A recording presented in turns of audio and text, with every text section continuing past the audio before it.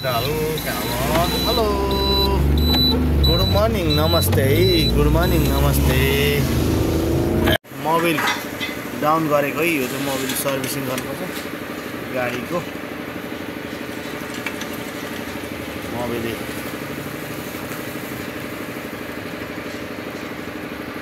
Mobil बस्ने भाड हो यो के भन्छ भाइ यसलाई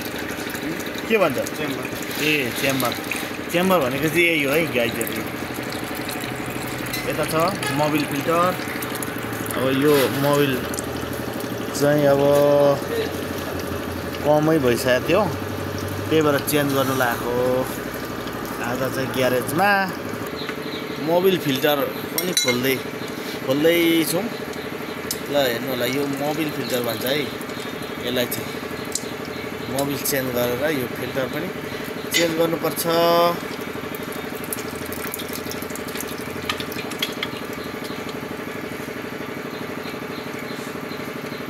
आज चाहिँ सर्भिसिङ गर्नु पर्यो गाडीलाई भनेर नि मोबिलै हेर्नु पुरै कस्तो भइसकेछ एकदम खराब भइसकेछ त्यही भएर गाडीलाई बेला सर्भिसिङ पनि गरिराख्नुपर्छ नि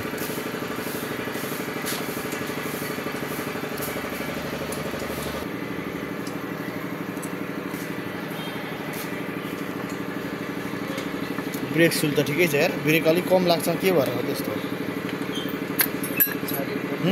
पछाडि पनि हेर्नु पर्यो हो पछाडि पनि हेर्नु पर्यो है ब्रेक सुल भन्छ यसलाई चाहिँ यो ब्रेक सुल चाहिँ ठिकै छ त ए हल्का घोटिएको रहेछ एक पाटो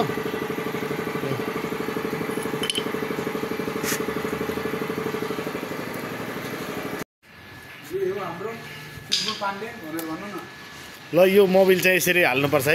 हेर्नु होला गाइजहरु यो मोबिल चाहिँ एकदम ओरिजिनल खालको मोबिल चेन्ज गर्दैछौँ हामी आज चाहिँ गाडीलाई थोरै सर्भिसिङ गर्नु ल्याएको अहिले मोबिल अब ट्याक्क मोबिल हालेर अब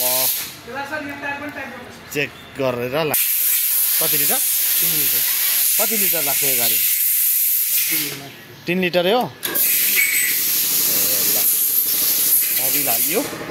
मोबिल हालिसकेपछि अब चेक गर्ने हो यो डिभी स्टिक यसले चाहिँ चेक गर्नुपर्ने हुन्छ हामीले ठ्याक्क लगाएर हेर्नुपर्छ टक्क पुस्नु पर्यो अनि कति मोबिल आयो भनेर ट्याक्क चेक गर्नुपर्छ यसरी पुसेर मजाले हेरेर चेक गर्नुपर्ने हुन्छ हेर्नु होला तपाईहरु पनि ड्राइभर हुनुहुन्छ भने एकदम मोबिल पानी एकदम अनिवार्य चेक गर्नुपर्ने हुन्छ यहाँ पानी हुन्छ रेगुलेटर भन्छ यसमा पानी छ कि छैन हेर्नुपर्छ यहाँ पनि लाग्छ हेर्नु होला यहाँ चाहिँ पानी हुन्छ है यो कुलेन एकदम यसलाई खोल्दा पनि लगाउँदा पनि यसलाई यसरी हल्का प्रेस गरेर लगाउनुपर्छ मजाले यहाँ पानी हुन्छ यहाँ कुलेन वाटर कुलेन मोबिल अब यहाँ छ ब्रेक वेल ल ए यो फेर्नु पर्यो के गर्नु पर्यो यता साइड पनि यताको पनि यो स्टियरिङ र्याकेन हो ए ल यो गएको छ है त्यो गएको छ चेन्ज गर्नुपर्ने के गर्नुहुन्छ यो चेन्ज गर्नुलाई कति टाइम लाग्छ होला टाइम लाग्छ नि हजुर ल त्यसो भने आज भ्याउँदैन भोलि गर्दा हुन्छ यो त डेन्जर हो नि त हैन के कस्तो फुटक गया त चला गया ए ल ठिक छ हाम्रो आकाश सरले के भन्नुहुन्छ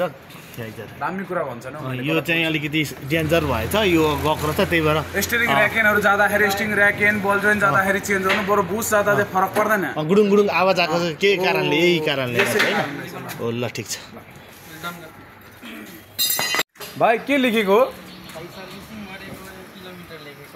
सर्भिसिङ गरेर किलोमिटर लेखेको रेट गरेर टाल्दिने कि अनि कस्टमरलाई थाहा हुन्छ कि कति बेला सर्भिसिङ गराउनु पर्यो हाम्रो ए कति बेला सर्भिसिङ गर्नु पर्यो भने चाहिँ ए त्यो चाहिँ जोस मान्छेले नबिर्सोस् भनेर चाहिँ यहाँ टाँसिदिनु लाग्यो स्टिकर ए लु है गाइस सबैजना आउनु यसरी गाडीहरुको सर्भिसिङ गर्दाखेरि चाहिँ टाँसिदिनु पर्छ रे भन्ने कुरो यहाँ भाइहरुको चाहिँ किन भन्दाखेरि नबिर्सनु भनेर कोही पनि जो सब यहाँ कति किलोमिटर कुद्यो के कुद्यो भनेर कसरी थाहा पाउनु भनेर त्यसले गर्दा रहेछ यसरी है सबैजना आउनु रिपेयरमा कारमा धमक 9 झापा ल हेर्नु होला कति कुदो भनेर यहाँ थाहा हुन्छ यसरी नै है यहाँ लेखेर टाँसेपछि हामीले बिर्सिँदैन त्यही भएर चाहिँ भाइले लेखेर टाँसिदिँदै हुनुहुन्छ ओके